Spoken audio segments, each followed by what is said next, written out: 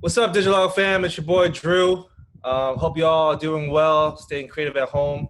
We just want to say thank you for all the support you've been giving us, and we're going to continue to bring some dope programming throughout these challenging times. But super supportive of all this, all the things you guys have been doing, from being on our IG lives and sharing our content. So thank you. Super excited for today. I got my good friend Rebekah Espinosa for our 12th episode of the L's, aka Lessons Learned. What's up, Rebekah? How you doing? Before we start, how's quarantine treating you? You know what? I'm not gonna lie. I mean, I'm a true ambivert, right? I'm such an out, let's go out, let's grab a drink, let me socialize with my friends, let me be with my family kind of person. But I thrive inside. I'm not gonna lie. I have found and I have adapted, and I have got to the place where I'm thriving. I miss being outside, but the introvert in me is completely thriving. So that's good. I'm happy and staying mentally strong. No, that's the most important. Is family good? I'm sure you're super busy with work. Work hasn't stopped. In fact, music has picked up, just as we're streaming more than ever, and things are, there's other parts of the business that are really hurting, but I'm lucky that where we are, things are still moving full force, and I'm working longer hours, and we're doing bigger projects and campaigns, which is incredible. No, family is good. Unfortunately, I did have an uncle who came down with COVID, and it was a long 2 weeks. But I'm so glad that he pulled through, because it was really scary for a little bit. But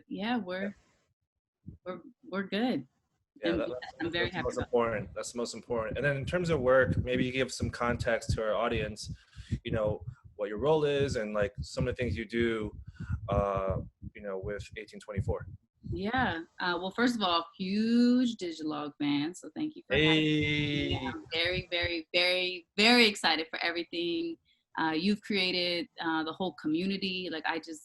I see it as an outlet. In fact, one of the people that is on the 1824 team, when asked to look for different and more relevant outlets that we could partner with, was like, hey guys, I found this amazing place I think they might be based out of the East Coast, but I found them on the West Coast, Digilogue. And I was like, yeah, I'm glad you found them without me telling you who they were. So they're just incredible what you guys are doing. So thank you for having me today. But 1824 is a first of its kind of creative agency of young creators. We specialize in content marketing and experiences. And I lead everything for New York and oversee all the labels as it pertains underneath the UMG umbrella. And any kind of a developing artist, any kind of marketing strategy that they want to come up with, how can we be instrumental? How can we come up with a unique idea? So I really guide a lot of the strategy within our team for that. Right.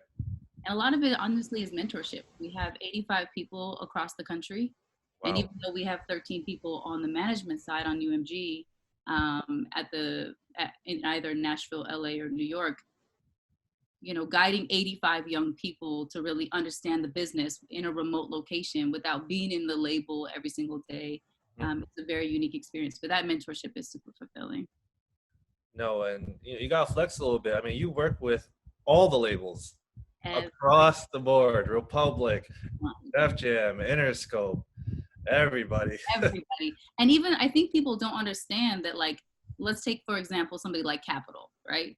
Capitol is a conglomerate. You have Motown, which I work with predominantly. You have Capitol proper. Then you have Caroline, and Caroline distributed so many different sub-labels, right? And they might opt into a marketing deal, so then we come in. They might opt into just distribution. So how can we help amplify that? We're literally across the board. So if there's a JV at Interscope, if there's a sub-label, if there's somebody signed and has a deal with Republic, then we're working that too. We just started working really, really strongly with Rodney Jerkins. Okay. Oh, wow. Legend. But he has a very cool deal with UMG and distributing a lot of artists through Island. So even those smaller things we have our hands in, and we're at the very early stages, and that's probably the most exciting part for my team. No, it's you guys.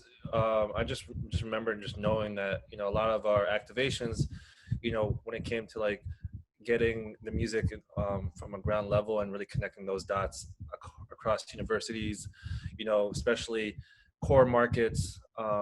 We worked with you with like artists like Danny Lay, Alessia Cara when I was at Def Jam. A lot of fun activations. So it just shows like how important it is to not just do marketing from a blanket approach, but regionally, right? Super, super important. I feel like people don't understand how to kind of lay the groundwork anymore, right? They used to call it guerrilla marketing, it used to be called street marketing, but it was this idea that you had a team that could hyper focus on a certain area, whether that be geographical or regional, and say like, I want to target these people with this interest in this music that do X, Y, and Z. And I love the ability to tap into different people across our entire team who can actually find those right outlets and make those kind of things happen. That's probably the most exciting. Like, what does Danny need in order to be relevant in Houston? It's not the same thing that she's going to need in a place where she's already popping in Miami or Orlando, and definitely not the same thing in Chicago where there's little relevancy in her at the early stages, right? Right. It starts to kind of build some success, and then you really start to see things translate, and you're like, that's what I do. I see. No, super key. I think for a lot of young artists that are, sitting at home, like don't think like, if you're from, let's say Alabama, make sure you're marketing locally. Understand that, who are the fixtures in your region, build locally. And obviously you want to expand, but if you don't do like the first, the basics and, really connect the dots locally, how do you expect your hometown to support you when you're, when you do get big, right? Yeah, So.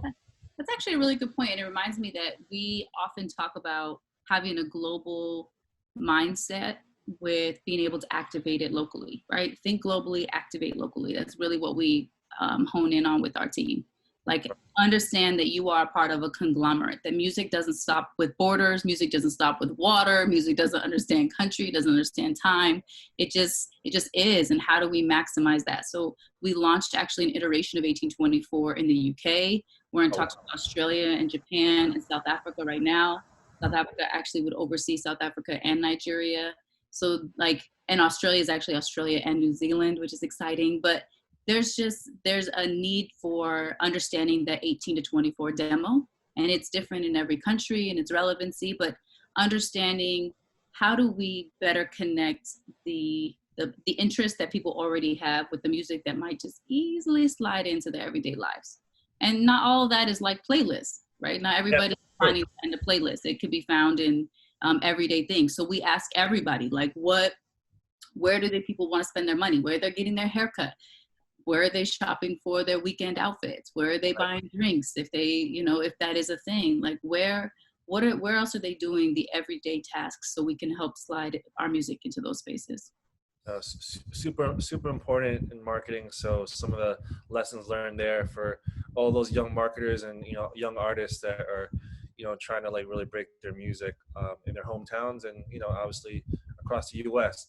But more importantly, when it comes to music, you're from Denver. I am from Denver, Colorado.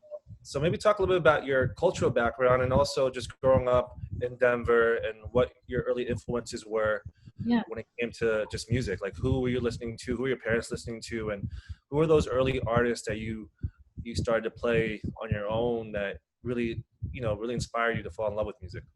Yeah, it's a very big question. I come from a very multicultural background, part Mexican, French, and like just this nature of immigrants around me that were just looking for that fit in America.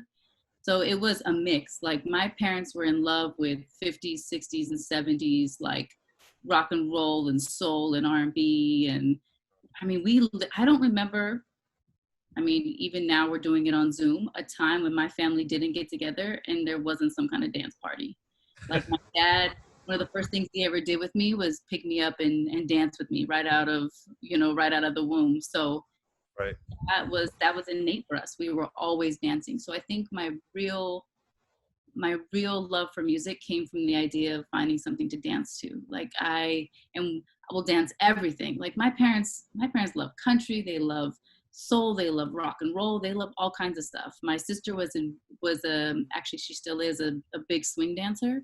So I fell in love with like 20s and 30s and 40s swing music and big bands. So I was always going out with her. She taught me how to do incredible dances. We were all doing salsa and cumbia and all kinds of stuff. I fell in love with like Vicente Fernandez and Los Tigres del Norte. This is very like hardcore Mexican music. And then it came time for like that transition for pop, and you enter like the Selenas of the world, and you had this big conglomerate in my house of like traditional and soulful. I mean, I predominantly probably heard like 70s and 80s R&B a lot. That's where I really fell in love. Like, yeah, like you start hearing, I mean, as soon as I found out at 16 that Philip Bailey from Earth, Wind & Fire was from Denver, I was like, oh, we can't make it out of here. And not to say that it's a bad place to be, but like in the music industry, it's a tough place to actually bring something to life, right? It's an incredible place to grow up. But again, having something that can be seen as relevant in the music business, the three big cities of what is where you want to focus. So yeah, it was a big, I mean, I fell in love with Earth, Wind & Fire. I fell in love with Motown. I fell in love with everything from Philadelphia International, you name it. I remember one of the guys I was dating, I'm pretty sure the reason I was dating him, his dad was one of like the sit-in drummers for the OJs. I don't know if I'm more excited that I'm dating you or that your dad is who he is and he actually knew the OJs. Like, I don't know which one I'm more excited about. But those were high school days. But I just loved it. Passion for music, yeah. Yeah, and poetry was really the cross for lyrics for me that led me to hip hop. Like that was the big. I understood soul, I understood R&B, I understood dance, or how to dance, but I didn't. It wasn't until I really started to hone in on my poetry and saw the lyricism and started to appreciate the lyricism and the play on words that really started to help me transition my love for hip hop, like around 13, 14 years old. And that was when I was like, okay, can I put poetry over a beat? Like, how does that work? And really getting with people to figure out how to do that. It was a cool upbringing. I'm not gonna lie. That's awesome to like have those different genres of music, given your Mexican background, and kind of mashups between, you know, old school R&B and then your kind of introduction to poetry, and into like hip hop. Were you the type of person to create your own, you know, tapes? Like, you know, I used to do it where like I would record on my my tape recorder like songs, then create like little like art, like, you know, like mixtapes of my favorite records, and like give it to like, you know, like my friends, or, you know, like Valentine's. Like, did you ever burn CDs and stuff like that?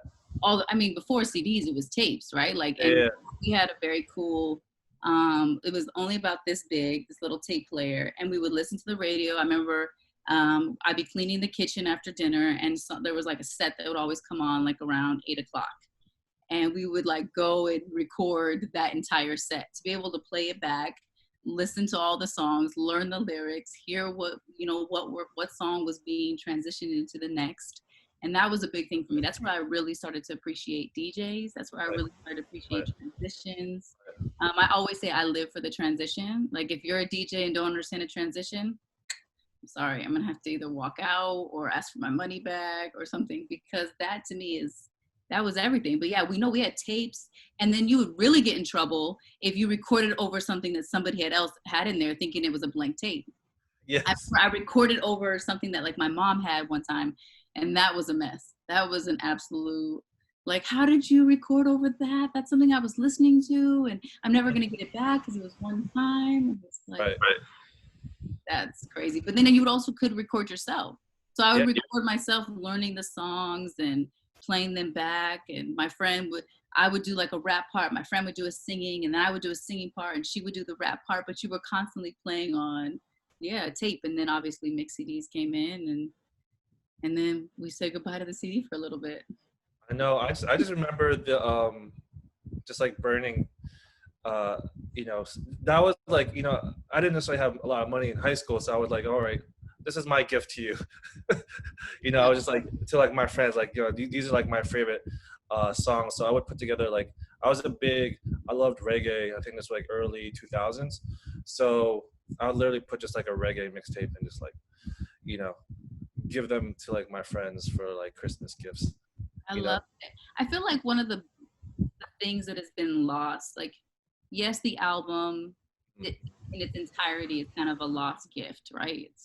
And I hope that it'll come back, and I hope it'll make a resurgence as we start to appreciate things in a longer form. I think I think you'd agree with me that we're starting to see that kind of transition with longer form video content on YouTube, as opposed to like just 2 or 3 minutes. We're starting to see people who have an actual attention span for 15, 20, 45 minutes. Yeah. So hopefully that tolerance will come back for an album. But one of the big things with that was the singles. And I used to save up to buy a single. I remember going to a specific Target that always had the songs that I was looking for, because those songs today they're not on Spotify. The third, fourth, fifth remix is not on Spotify. Right. You're not gonna find it on Apple. There's no more, like, you're not gonna find it on LimeWire, nothing anymore, right? Like that third or fourth remix where you got like the dance remix, the bedroom remix, the extra explicit, like you got all these different remixes that I was like, this is everything. And those are things that I will hold on to forever, and I'll still have a CD player, because those are things that I can't find in the digital space. No, for sure. I think to your point, when it comes to just like the catalog, and I think people have that nostalgia, and yeah, I have a stack of CDs. It's in the corner, but I got my Boyz II Men 2 tape, so I'll play that. That's my ish. Yeah, so it's dope to like kind of just you have that as like nostalgia in terms of what I experienced growing up, in terms of just experiencing music. So you're going through this, like experiencing different genres. What was it where you were growing up in Denver? Like, did you go to school in Denver? Like, did you have like early aspirations for music, or was it like what really kind of started you to like really get inspired by potentially working in the industry, just at a young age? Yeah. That's interesting, because I always thought I was going to be in New York. I was like, someday I'm going to get there. That's where I'm going. I just didn't know when that would come up. I was very close to my grandmother. She was super instrumental in raising me, and we were like peas and carrots. So the idea of leaving her really, really, I think is the glue that kept me there for longer than I think anticipated throughout high school. But I ended up going to nursing school. Actually, I was like, I'm gonna be a nurse. Oh, you went to nursing school. Was it something that your parents wanted you to do, or was it something that you were passionate about early on? You know what? That's a very good question, because I'm a super nerd, and I just love everything science.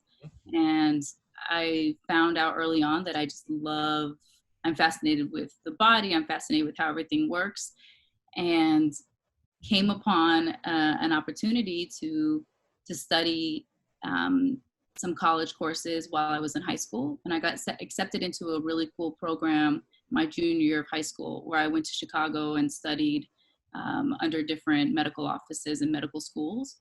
And that was a life-changing experience, meeting people from all across the country. Nice. Who are also interested in being a doctor, being a physician of some sort. And, being able, which kind of might sound a little morbid, being able to dissect certain cadavers and get your hands dirty in the medical field. I was like, okay, this is what I'm going to do. So I was full steam ahead. This is what I'm doing. And then I was like, well, maybe I'll get like a major in nursing and some kind of like minor in music, because I never wanted to leave my love for music, but right. I realized how much I loved the medical field. So I actually went to school for nursing, and my first year I was like, this isn't working out so well. You're not doing that. Was there like an epiphany, or was there like a moment you were just like, I think we all have those moments where like it's like that little voice in your head that's saying, I don't think this is the right field you should be pursuing.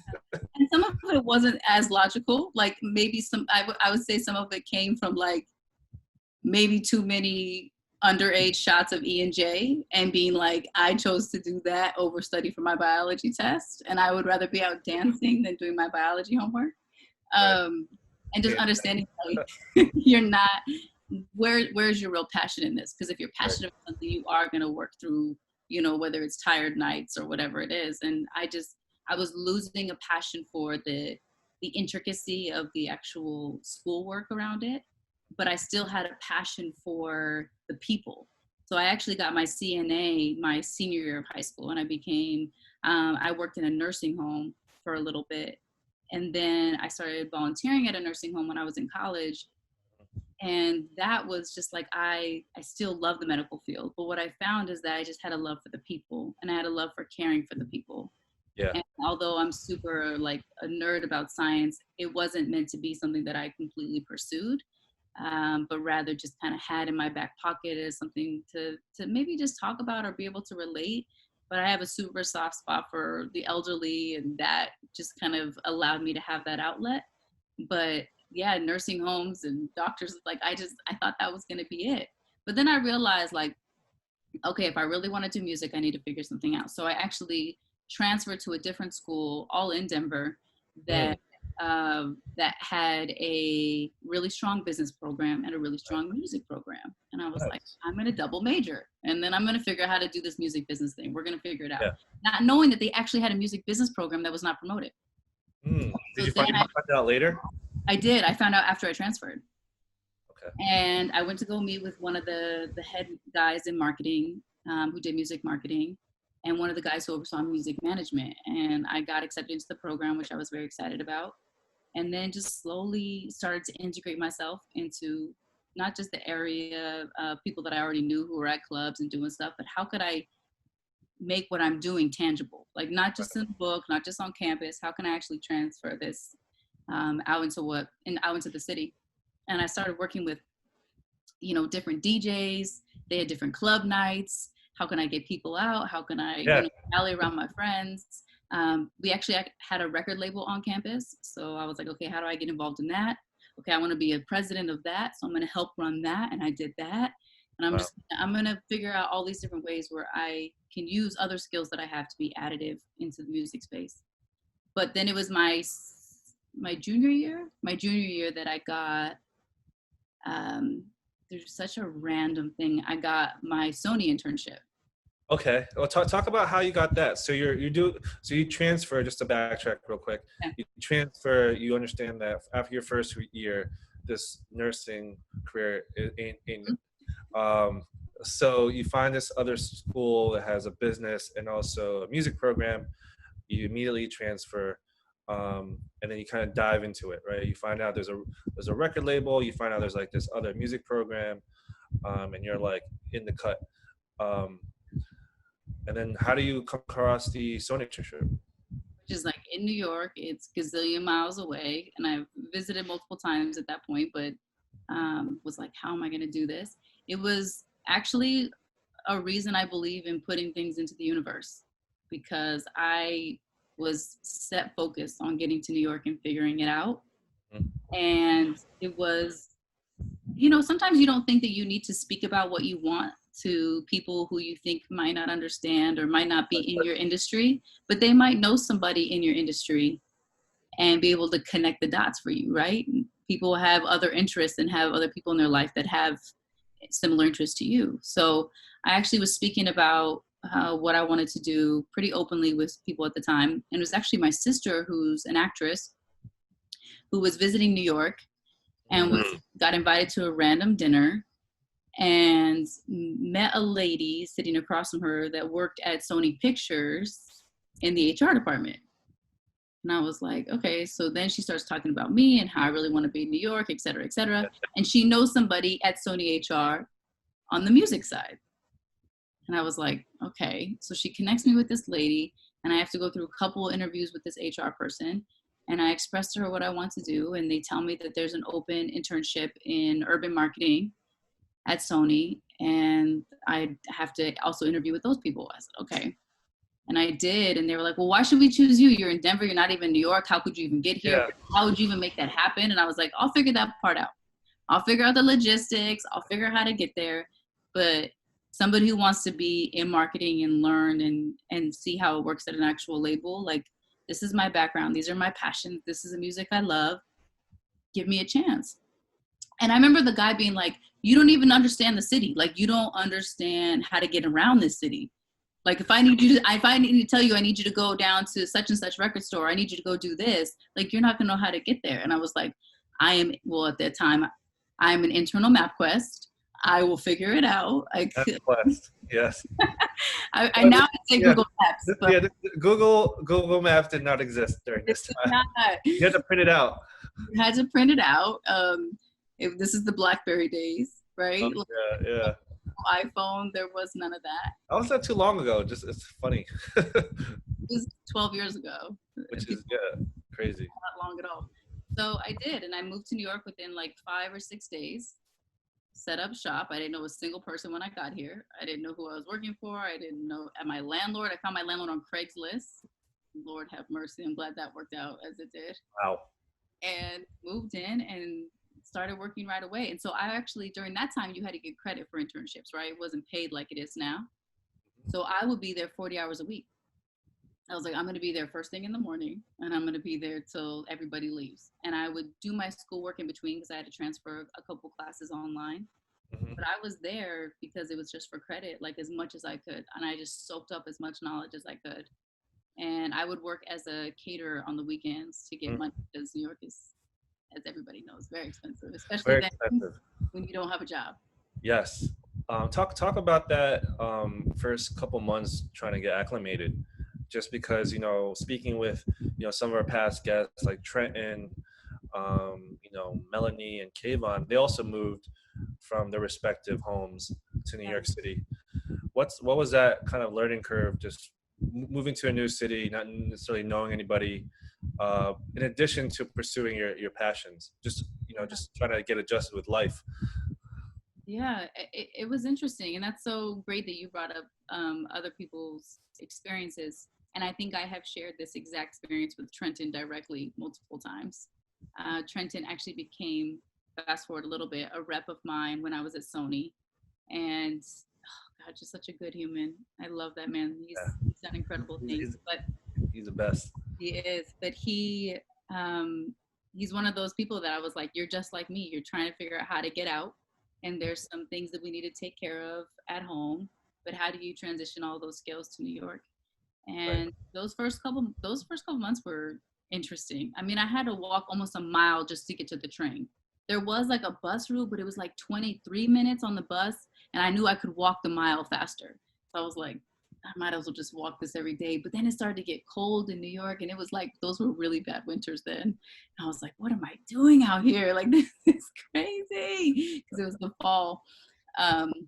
But those first couple months, just to get the respect from people, I think that was actually the biggest part, Drew, because people were like, who is this white girl coming in here that wants to work in hip hop, understand urban marketing? Absolutely not. Like, there was a lot of people that just wrote it off right away. Who are you? Oh, I don't even need to listen. Nope, no thank you.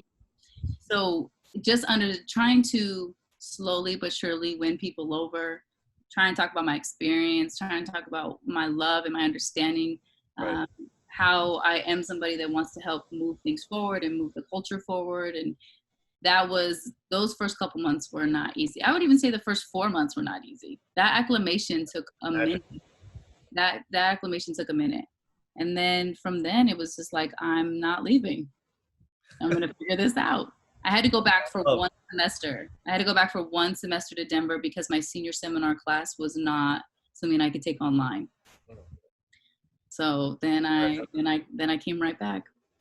Gotcha. What was that? Now that you're like, let's say 6 months, 7 months in New York, were you like picking up just like the New York swag and vibe? And absolutely. And I was already like that before I came to New York, right? So that people I remember a couple of my friends, because Denver is an interesting place. It has a lot of people that left New York, left Harlem, left Brooklyn in the like mid 90s. So I grew up around a lot of people from New York. And so I'd always be like, man, I don't understand why you guys left. Why did you leave? And obviously like the 80s and 90s were a much different place. But just hearing people going to talk to their moms, going to talk to their dad. Like I remember one of my friends, her dad grew up right around where I live now, and he'd be like, "Oh, Sugar Hill, what's up?" Like we would always be on the block and this, that, and I was just like, "Oh my God, how could you have ever left?" But now to come back to that, like for me, it was like you're in the place where so much hip hop was born, and Right. this is just an incredible thing to soak up, but also just music in general. Because to be honest with you, after learning about swing dancing with my sister, Yeah. so much of what I respected about Harlem was the openness that the 30s and the 40s really represented for New York, but for the culture in general.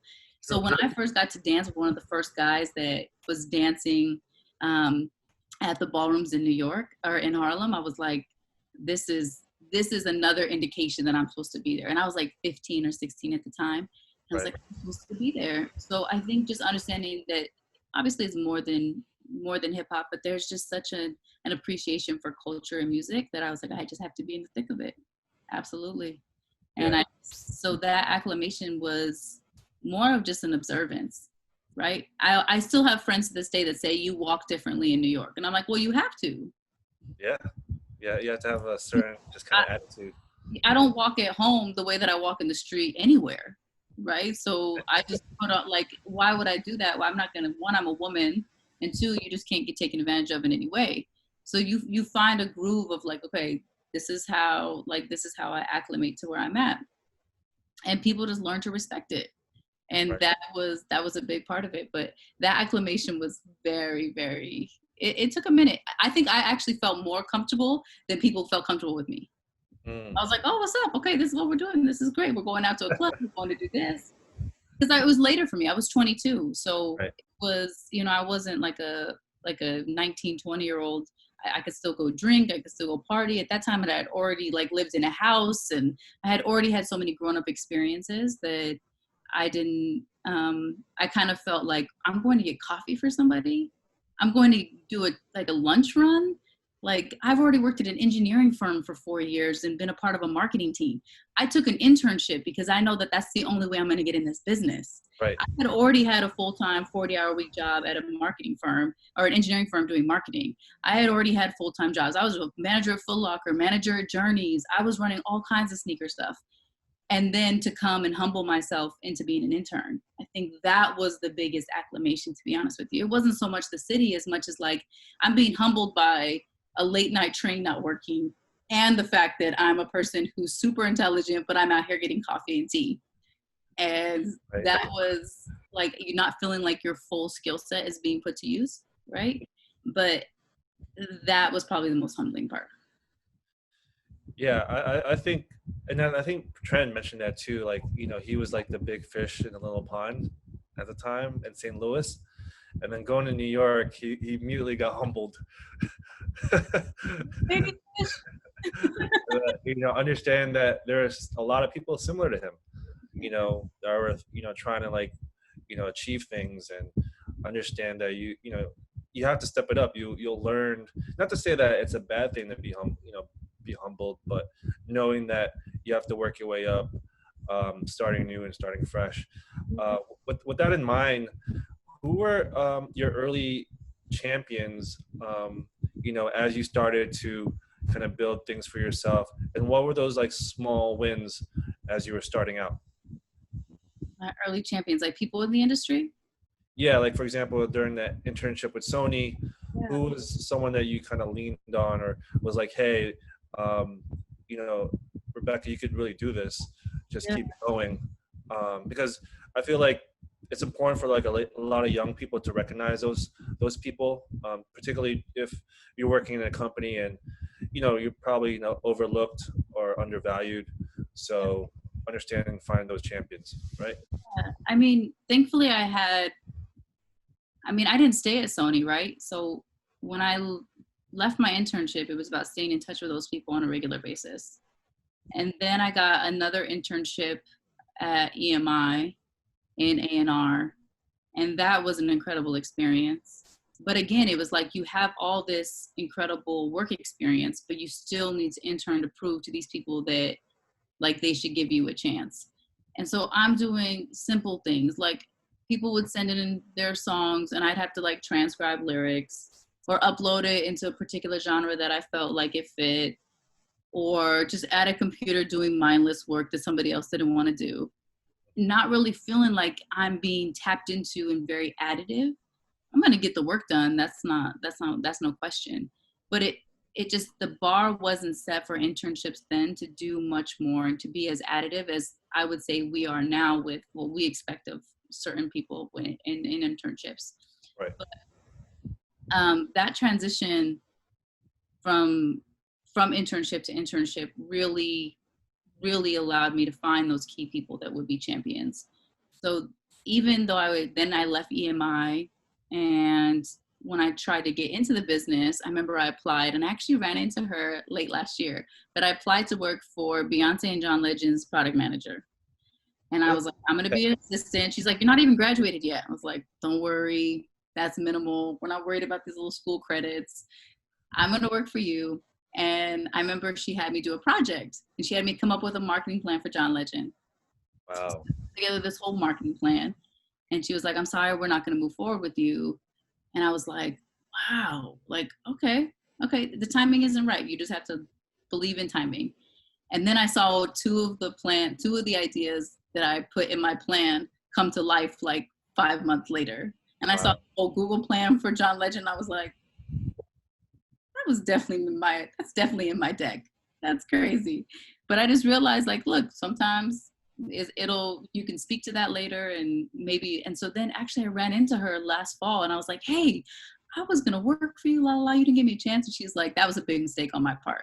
I was like, oh, I appreciate that. But it took 11 years or 10 years for me to run into that person again and have that conversation. Right. So you just never know when people are supposed to come up. But I would say from that, I met some really key people at EMI who obviously that folded. So they're no longer there. That were my champions. Frank DeSico, Anthony Ellis were super champions of mine. The people I met at Sony. Yeah. Yeah, at the time, Anthony was head of urban marketing for Sony, and that's who I interned for. So that was incredible. I learned a lot. And those were early champions because I didn't really have anybody else. Actually, what's crazy is one of the first people I met was one of my really good friends, but then I met her at one of the first parties that I got invited to, which shouldn't be a surprise to anybody who is in the industry, but Mel Testemark, of course, was throwing a party and networking event. And like, he would invite me to every single thing. Hey, we're doing this. And my girls were, at the time that I had just met, were already going. And I was like, okay, so now I'm trying to see what this scene is like. And he was always a good vouch for me, especially when he started to work in different brands. But there were a lot because then I had to go and figure out how to get back into the business. Right. 2 internships still wasn't enough because I was competing with people in New York who had been interning since they were in high school. Right. Even one girl, she's like, oh, I've interned at Rockefeller since I was in high school. I'm like, wow, I have no chance. I have like no fighting chance, right? So that to me was a big struggle. I actually ended up working for the census, the 2010 census. Really? Okay. And I was a leader for Spanish Harlem. And I had to like help the people that would go out and count every single person, go door to door. You know, what race do you consider yourself? How old are you? La, la, la. And gather all that information. Yeah. And that was such a crazy experience. But I was like, this is what I'm doing. I need to be in music. But I ended up meeting one of the guys on my team who got let go from Polygram. Okay. He was an older guy and he was like, look, I just need to find some extra money, whatever. So I signed up for here. We ended up getting coffee one time at a Starbucks, I'll never forget, on 94th Street on the east side. And he was like, oh, I have a friend of mine who is looking for an assistant.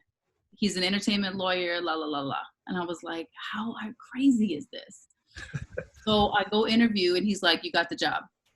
And I was like, oh my God. So then I started learning different contracts and I started learning just how to be outside counsel to a label. He was outside counsel to Roadrunners. He signed like Queen Latifah back in the day, DJ Red Alert. So I learned a lot about that world. And then left there and got a job in distribution at Sony. So something I had never even thought about being in, but I needed a job. Right. Right. That's so interesting because, just based off my conversations with some of the past guests where they would have their day to day. In your case, you were working with the senses, right? And in your mind, you're like, hey, how do I get back into music, right? That's top of mind. Like that's my goal. And serendipitously, and I feel like that happens to a lot of people. Like you put your word into the universe. You need that luck to kind of just like cross paths with you at some point, and it did in your case, and you took advantage of the opportunity. I'm sure you crushed the interview, and then learning something brand new with this lawyer in terms of like the legal side of things, agreements and so forth, and then finding the opportunity to work for the distribution team within Sony. So kind of going back full circle. Yeah. And I think that goes to a point that I always drive home with people, which is make sure that you are well-rounded in the business. And because there's so many people, especially on the label side, that only know promo or only understand how certain marketing aspects work. But if you don't understand distribution, if you don't understand publishing, if you can't pick up a book or ask questions or intern in these different areas, it really hinders your understanding of the process. And if you can be more in tune with the process, you have a better idea of like how fast things can be turned around. What kind of clearances do you need? What kind of things do you be mindful of when you're actually wanting to set up an entire project or a big marketing campaign, right? If you want to do a whole marketing, like we just launched, we didn't launch, I'm sorry. We worked with Her Campus for one of the largest virtual graduations, in addition to Obama's. Awesome. It was on Friday, and we had a bunch of artists do videos and sing some songs and all these amazing things. None of that was being thought about as what needs to be whitelisted, what needs to be cleared, what kind of, do you have to make sure that publishing, is every single person self-published? Nope. Okay, so we need to make sure that songwriter is credited and this producer is credited. People don't think that you need, going into it, that you're going to have to think about all of those things, but you really do.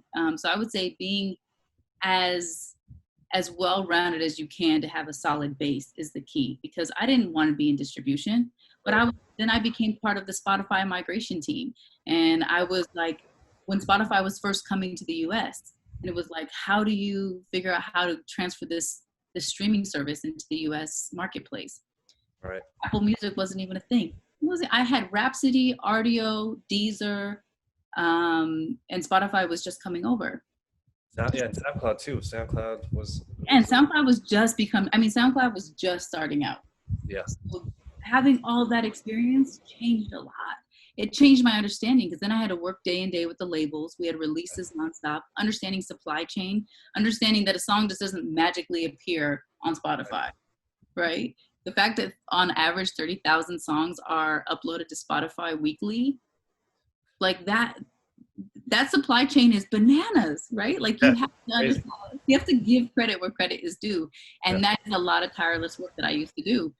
And I had a greater appreciation for the process. I had a greater appreciation of how I could then help simplify the process or convey the process to independent artists. Because at that time I was consulting on the side too for a lot of artists that were unsigned. How do you start to build and understand the process before you even get to a label? So all that experience was super helpful in me then going from distribution side and finally getting a job on the label side. Yeah, I always tell young professionals, young music creatives that are trying to enter the industry, to understand all the different roles, right? I think it's easy to get caught up in the bigger roles, whether it's like an A&R, let's say a digital marketer. Not to say those roles, the other roles aren't important, but I think it's important to understand just the business as a whole. To your point, you don't want to get caught up as a young marketer and say like, hey, we need to get this song on Rap Caviar and do a viral campaign on TikTok. Like, it's really understanding the business, how things work, the ecosystems, and ask questions, right? Ask questions from people that are maybe just starting to work in those spaces, a little bit more seasoned. Answers are always going to be changing just because of the climate that we're in. And I think that's super important, just to always be, like for me, I'm always learning. like I'm learning through this whole COVID, how to like You're adapting to re-present it. marketing. Yeah. Yeah.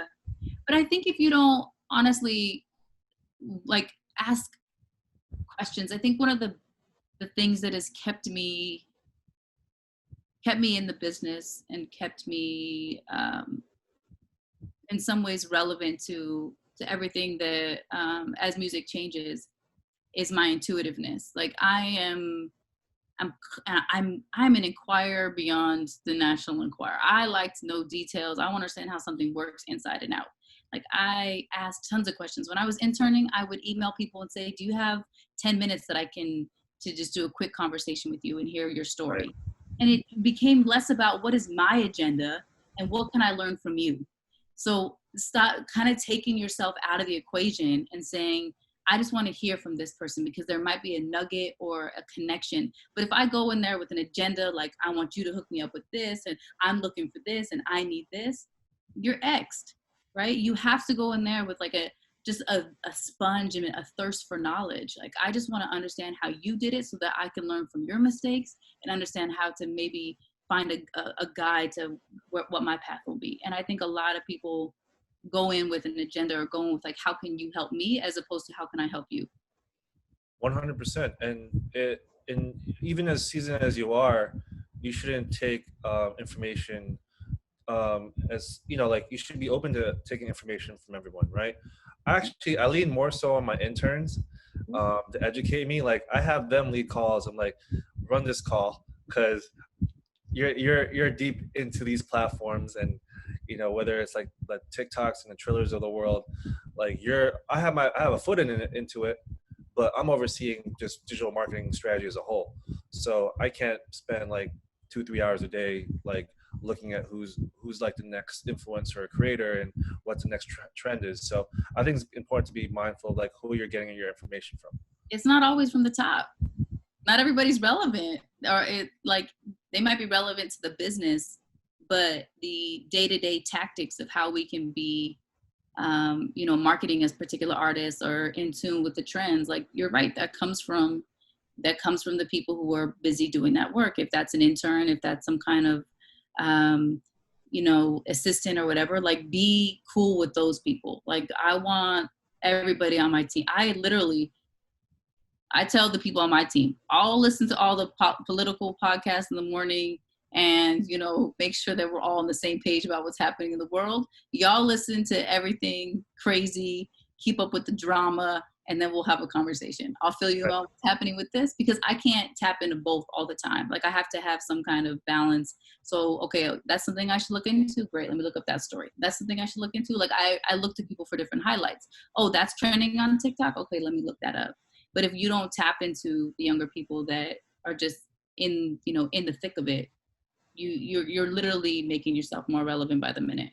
So I think that's a big thing, like just understanding who has knowledge, and it's not always at the top. Can you learn?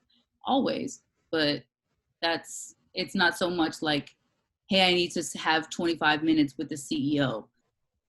No. Take an hour with an assistant and see what you can learn. And I guarantee you're going to have a better marketing plan. And not because that person doesn't know, but it's just they're like day to day in the thick of it, like I said. Yeah, no, for sure. And it takes a team effort. And I think when it comes to like anything that you want to like be the best at, it's just being able to have that humbleness to want to learn every day. I think the humbleness to like be open that you don't have it figured out. There'll be moments like I'm not sure what to do with this. Let's brainstorm ideas. Let's try to get to that point where we can find the best idea. Yeah. And I've always been big on that versus just being because as creatives we can get attached to our ideas, right? I've been there before. So just over time we have to learn like your idea may not work, but let's find the best idea. And I think these are things that I've learned over time. I try to instill in like a lot of my younger peers who are really attached to an idea. I'm like, it's okay. It's okay to be passionate about it, but sometimes it may not work. Yeah. It might not come to fruition, but it might lead to something as a way to apply to another campaign, right? Just because that entire rollout and idea you had didn't work okay, well, maybe this little piece right here is going to be transferable to another campaign. And I think you just have to be open to that, remaining open to, Mhm. you know, what that thing could be. I don't always know. I just believe in the process. I believe in the fluidity of like, okay, that didn't work. Well, there was a reason it didn't work, and we're going to take from it what we can. We're going to write down all of our lessons, and then we're going to figure out how to maybe apply them in the future. And I just think you just have to do that on a consistent basis, personally, you know, in professionally. You just have to know where to apply some of those lessons. 100%. So as you're, you've moved into New York, right? You're crushing it at this distribution company. Now you got this label job. Yeah. So what are some of the lessons you're learning about yourself, and like, what's some of the small wins that to help kind of boost your confidence? Because as you're continuing to like build your reputation, your resume, was there like a particular project? Was there like a particular marketing campaign that really like helped you build your confidence? Like, hey, I'm actually like, I know I'm proving myself every day, but like, I feel good about this. Like, I'm making a name for myself. Yeah. I guess one in particular that I could bring up as an example was I was in charge of an account. Well, we called an account then, but an account and an outlet that was also a sneaker store, which like merged my two worlds, called DTLR. And they're still my account, which is amazing. Yeah, they're great. Yep. Yeah. So they actually just acquired another major shoe store. So they're a ridiculous amount now. I mean, they're in, I don't know, like 255 stores or something. When I first got them, it was like 80 something. So it was super new, and I just found ways to connect with them and bring opportunity for artists that could think outside the box. And I think it was when we found out there was a release coming for a particular shoe and how we could attach an album, no different than any other kind of bundle out there. But how could we attach the album to a particular release and figure out how to get the scan, right? You want Right. the album scan, how to get the scan mixed in so that people were showing up to either get a shoe or they were showing up to get an album, and either way it counted. And how do we market that to people to show that it's something that this artist was part of, designed, that it's their colorway? How do we do a photo shoot that can really bring the image to life that is part the artist and is also color relevant to the actual shoe release? Right. After executing all of that, I saw it. I was like, I get it. I get it, and I did it, and I can bring it all to fruition. And it was, I think the first one I did was Kitty, which is interesting. Okay. And I just saw a bunch of stuff pop up on him the other day. But yeah, it was that, and I think it had to be like 2012, 2011, something like that. But it was an incredible campaign, and it was a big success, and we saw national numbers, and I was able to, wow, because of my data, like understanding the data in the background, I was able to aggregate all that data. That's something that like this particular account they didn't have that kind of trend, like that wasn't being translated back to the labels. It was always like, oh, how many scans did they get? Okay, cool, great, that's amazing. They got how many scans that helped first week? Okay, on to the next. But it was like, no, you have to understand, we made this particular new artist a fan to these people who had no idea who he was. And that goes a lot further than just a scan, because now we have probably super fans or lifelong fans, and we found a different way to target them. And I think after doing that, I did like 10 more. Wow. And that just became something that is now second nature to their business, and they do it with every single label now. But knowing and seeing how I could do that, I was like, oh, okay, I can see how I can mix my love for lifestyle, my love for shoes, my love for organizing and rolling out plans into this space, and be able to tie a ribbon around it and say, this is something that I did. So I would say that entire account in general. And now I'm like one of their main people. Like, they're like, Reebs, what's up? Hey, just climb this artist. I have this, I have this, I have that. We have this release coming. I helped build out one of their plans for like how they do radio and how we position, how to help them position our artists in a better way. And then go back to go back to Sony and say, okay, they're now positioning our artists in this fashion. Okay, great. You did that? Yeah, I did that. And I want to figure out how to do it for other artists. Okay. And now, again, those things that you think are just small nuggets become a regular part of the workday down the line. And that's just regular practice for them now. But to know that I was an early stage with them on that was like, okay, this feels good. That's awesome. Yeah, I think we can all speak on like that small win, because like you're like, you know, grinding and working hard, and you know, sometimes, you know, as you're in the thick of things, like may not see, you know, the fruits of your labor immediately, right? I feel like, you know, people in there, especially when it comes to just careers like particularly in music, those early wins don't necessarily happen in the first couple of years. um, you know, you continue to have to hustle, and you reach a point where I feel like you start catching your stride and it becomes like you know, like the Matrix. You start seeing things and things slow down for you, and you kind of figure it out. And there's a lot more ahas. That, oh, I've been here before. Yeah. There's a lot more of that. A lot. Especially when you start to see things like, wait a minute, I didn't understand how that worked. But then you're in a meeting and you're like, I see exactly how I could work, and now I know exactly how to approach it. You just don't get all of that right away, right? And I don't think people understand that this business requires experience. To me, one of my favorite things about this business is that it's a business that you don't have to have any relevant experience to get started. Nobody cares if you have a degree. Nobody cares how many internships, but do you have experience? And if you have experience and you have drive and you have passion, then this experience will respect the out of you, right? And that's one of my favorite things about it. But on the flip side, like, you have to continue that experience, and because we value that experience. We value that you're willing to like get your feet wet and figure things out on your own. And there's a hustle that is associated with this business that I think is unlike any other, that doesn't require, you know, formal education. Like, can you figure out how things work? And once you figure out how things work, okay, great. How now can you apply that? And that's one of the things that I feel like is most undervalued about this business. Yeah, to really, you know, piggyback on that, you know, I think the people we've seen to be super successful have been entrepreneurs. I think if you have an entrepreneurial drive, spirit, you'll really set yourself apart, because you're not necessarily just thinking about just doing the task, but like, how do you elevate this task? You know, how do you just like do better than what you did before, and just kind of be more forward thinking, being able to take risks and being proactive, and not, you know, just looking at the times and seeing like, oh, how do we take advantage of this opportunity, but not necessarily looking at it as a challenge, right?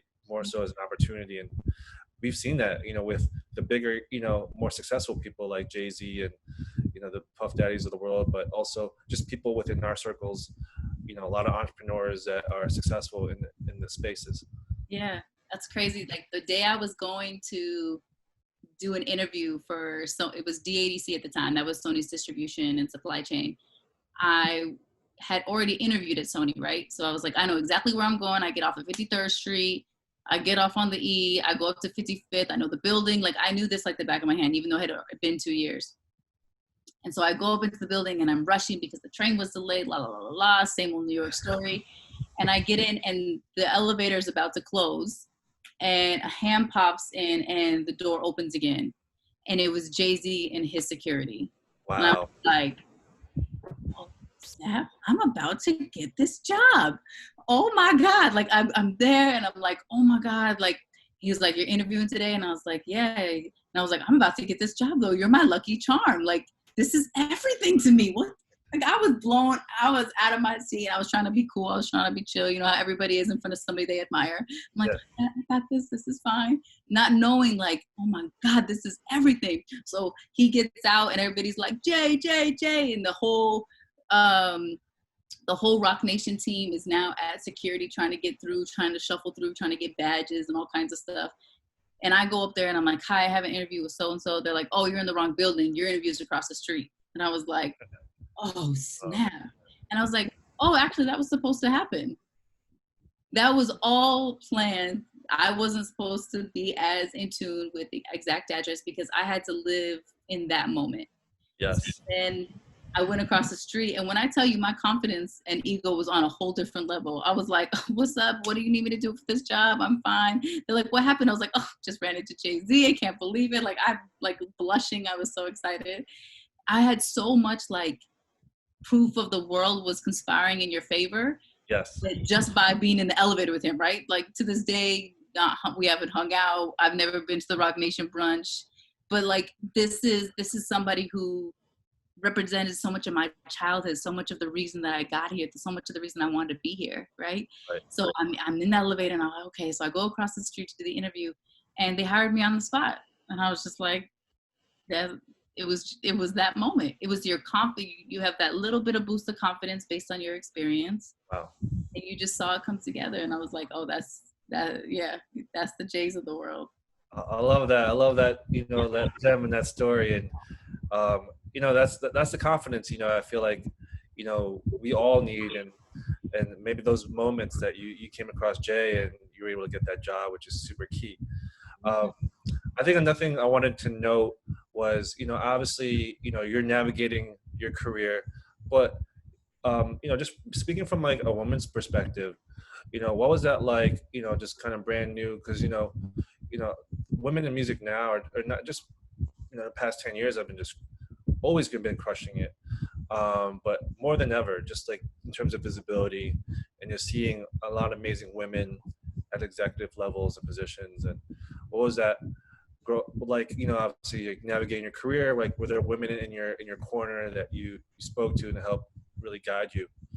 Yeah, that's a really good question. I never like to walk away from the fact of being a woman in this business, because even though there are a number of us now, it's still looked upon, or there's still not as many as I think there could be.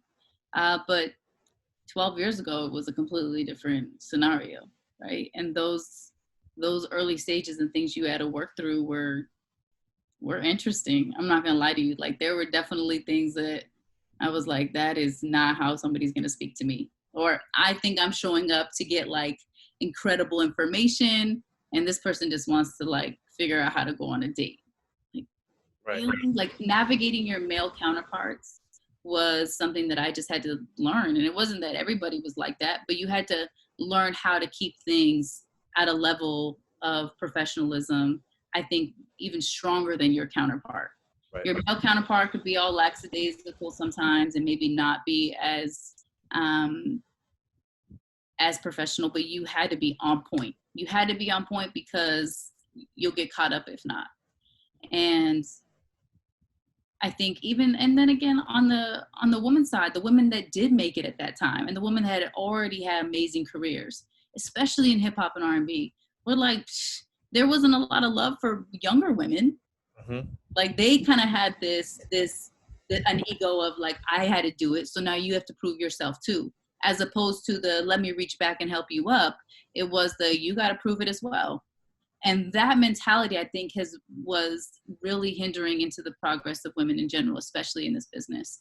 Like instead of I want to reach back and help pull you up and give you an opportunity or teach you and give you my testimony so you can learn what to do and not do, it became, like, well, I did it. And I did it with a bunch of men, so you can figure it out too. And there wasn't a lot of support, and there wasn't a lot of people openly talking about, some of the struggles.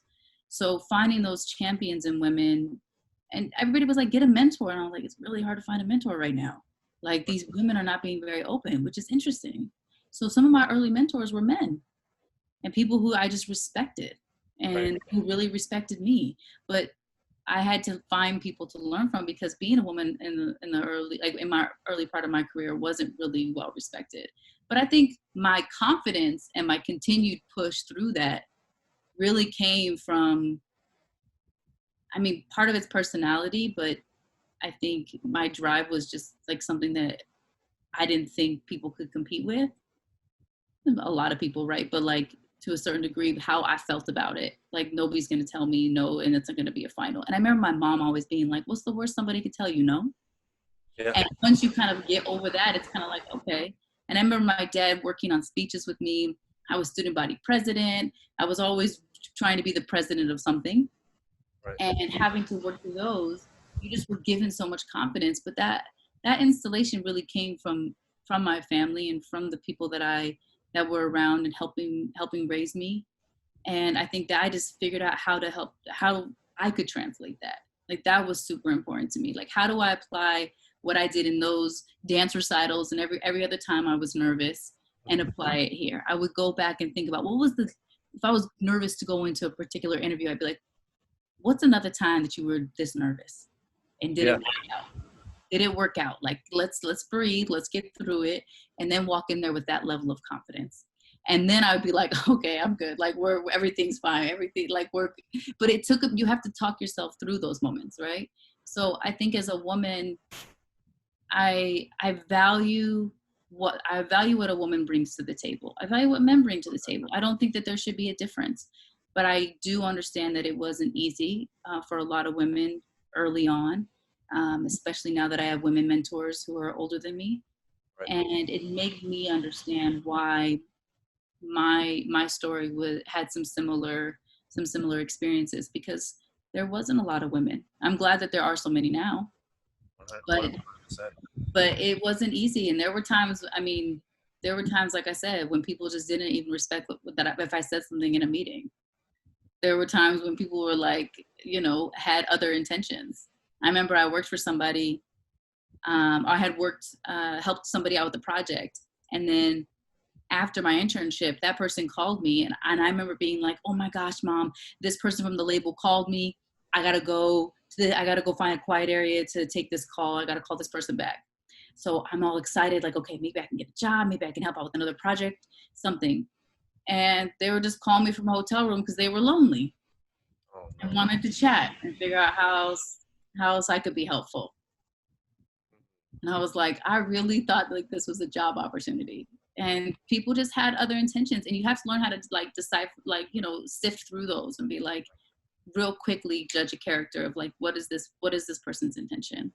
Right. And not that it's always like that, right? Because even in a room, like, does your opinion matter as much? That's super important. So I'm very proud that now in New York, that I run an all-woman team. Like, that's super exciting. Shout out to Asia and Michelle, who are two of the most incredible people. I love them so much. They are absolutely amazing. And to have strong women who are super in tune with culture and whose opinion not only I respect, that we have positioned to be well respected within the company, means a lot. Yeah, that's super important, and particularly to your point, having an all-women team to really give them the confidence to say like, "Hey, you could do this too," is great and inspirational. And this is a great segue. We're just going to do like a fast forward. So back to what we said earlier. You're director of 1824. Let's talk about some of the projects you're excited about. Things that you guys are doing. Around COVID, and maybe in addition to that, also add some of the things outside of what you do at 1824 and your interest in the music and tech space. Yeah, I love the music and tech space. If I could have been a pioneer of like some of the integrations early on, when I was like, again, helping Spotify merge over, or understanding how big of a conglomerate Deezer is now. Like, if I would have known that then, it was big then, but just to kind of see and how long it's been able to withstand a lot of the ups and downs that the other streaming services those that didn't last, is just incredible to me. So, but yeah, 1824, we're focused. let me go back to the woman part real quick. Like, having male counterparts that really support you as a woman is one of the best feelings in the world. I have one of the best bosses and friends that I could have ever asked for. I have an incredible counterpart on the West Coast. I have incredible male counterparts all over the country that are super supportive and want to uplift the women on our team, and are constantly finding like, hey, how can we do a woman outlet and focus on the women on our team? So that's super important. But we're always looking for new ways to get our hands dirty with developing artists, to be honest. How can we be at the very early stages? So especially during this time, like, one of the things that we do regularly is put on events. So we probably put on 60 events a year across the country. And that dramatically shifted like once we went into quarantine. So now in this new space, how do we transfer that to the digital, just like everybody else? So actually within the last 5 weeks, we've done 25 masterclasses, something that we would be on the ground doing on a regular basis, these kind of conversations, highlighting different artists. But we've done 25 of them, and like trying to edit them and get everything together, that takes an entire team. Yes. And finding those key outlets and to bring value from these artists. These artists have so much good music and have such a strong background. How do we help bring value to their, not just their story, to the music that people are going to actually it's going to translate and help people go stream, buy, incorporate into their TikToks, whatever it is, just to help get exposure. So we're on and we're trying to help reinvent a lot of this space right now. My biggest thing for 2020 is really understanding niche marketing. We do these big marketing campaigns and we pull out little nuggets here and there. We pull out national things. We say, okay, we're doing this big digital campaign and only incorporates a subset of influencers. But how do we find the people who are really into these, like the niche? The example I always give to my team is, you might be an R&B person, like I'm a huge R&B head, but if you were an R&B head in the late 90s, early 2000s, or mid 90s, 2000s, you probably knew about a faux movement that we called neo soul, right? Everybody was trying to figure out another way to name this particular subset of R&B, right? But if you were a Chris Brown lover, that doesn't necessarily mean that you were an Eric Roberson lover. Like, you had to know these key pockets. So how I target a Hot 100 R&B track versus how I target an underground R&B culture are very different tactics, right? You can't just put a blanket on all of that. So I challenge my team, how do we find that subset? So we put out surveys all the time. Like, I want to understand how mental health awareness is affecting this particular area, this particular group of people, this particular area of interest, right? Like, how are people staying focused? We have an entire collegiate sports part of our team. How is mental health really affecting the athletes that are no longer playing? How can music be instrumental in keeping their training going? Like, just trying to find the different niches to do better at our jobs and to really galvanize that fandom. It's super key. Like you said, think global, act local. So have to. Just want to relay that again as an important lesson learned on that aspect. And I think while you're a young marketer, just not get caught up in just trying to just market huge, but really take your time to build your audience, or if you're a platform, build community, taking your time in doing so and understanding who your audience is, which takes time, right? As you're putting things out, testing things out. People don't understand how important time is.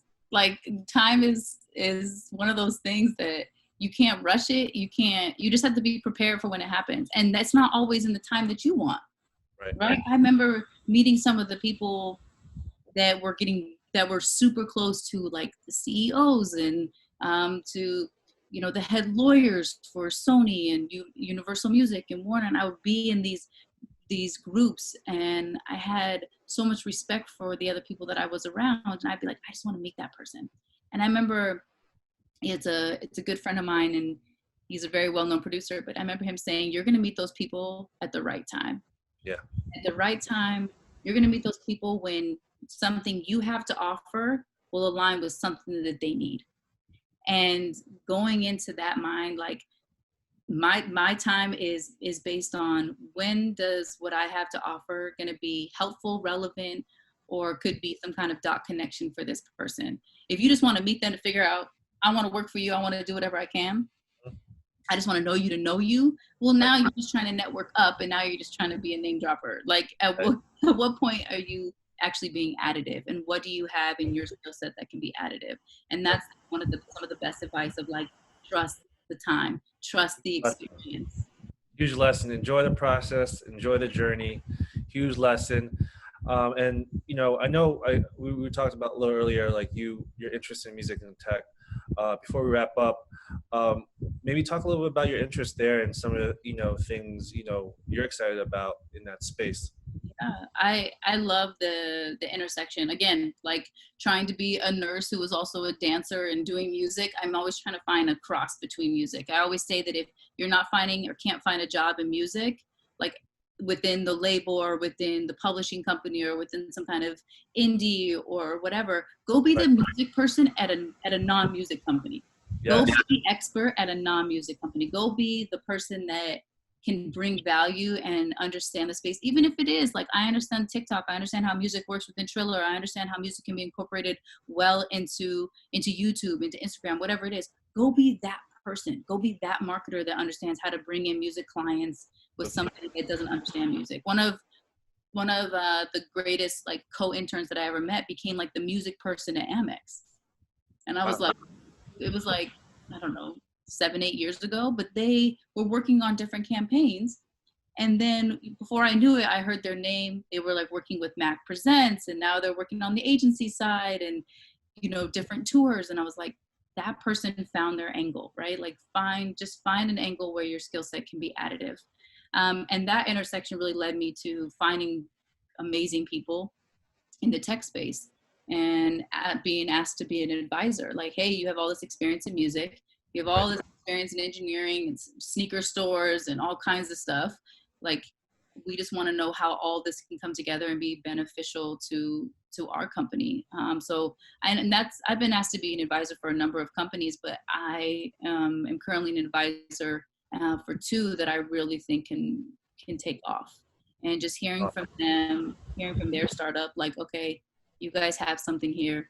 And they aren't music companies, right? It's just tech, and they want to understand the music space, and they want to understand how to better target and how to work with us. So they'll eventually become, maybe something that we think about in the digital marketing space at the labels, or, with artists, or maybe they'll just be a subset of the culture that, we'll look to for music, and we'll say that person is relevant in the lifestyle space, but they want to make sure that they don't leave the music consumer behind. And I really, really respect that. So understanding more, because I work with the artists day in and day out and work with the people who are marketing that, they have tapped into my experience to make sure that they stay relevant, which I really respect people who can know what they don't know. That's my biggest thing as a leader. Know what I don't know. And if I don't know it, then I'm going to hire and try to find the right person that does know it. And if they don't know it, they're going to find somebody that knows it. And eventually I'm going to know it. No, those are 2 great points. You added the point about, when it comes to music, don't limit yourself in terms of roles. It shouldn't just be label focused, right? If you're passionate about it, be that music person for that company that's looking for someone that can bridge the gap between their consumers and the music space. And then to your second point, I think when it comes to just understanding, what you don't know, but leaning more so on people that do, and that becomes it's better for you. Like, if you're in a leadership position, like hire the best people that are great at what they do. And form like an all-star team, and this way learn from them, because they're in the trenches of those spaces every day, and lean on them, and then add your input where it fits. And to be able to do that, I think people will be successful. Super key. But there's no leader with blinders on, right? Yes. Any successful leader that you see isn't wearing blinders like the poor horses in the park. Right? Like, they're not like that. They have peripheral. They understand what's happening on this side, what's happening on this side, what's maybe happening behind them. And they understand how it can all work together. And that, for me, once I saw how I could bring all that together, it's like, okay, I'm going to draw from my experience. I'm going to lean on my team, but I'm going to lean on people that know more than I do, that know more in this space. And being a good leader means being able to delegate some of your tasks and say, hey, you're better at this than me. I want to learn it. Can we set aside 30 minutes and go through it? Like, you're really great at this. I just want to know so I can speak to your process and highlight you. And if you don't have people that aren't willing to kind of, again, pull you up, like, your fall is going to be a lot faster and steeper than you probably ever anticipated. No, facts. Super important. A gradual climb and hopefully a longer plateau. No, no, 100%. I agree with you on that. But Reeves, this was amazing. I know it's beautiful out, but you're taking the Yes. time of the day to chat with us and chat with me.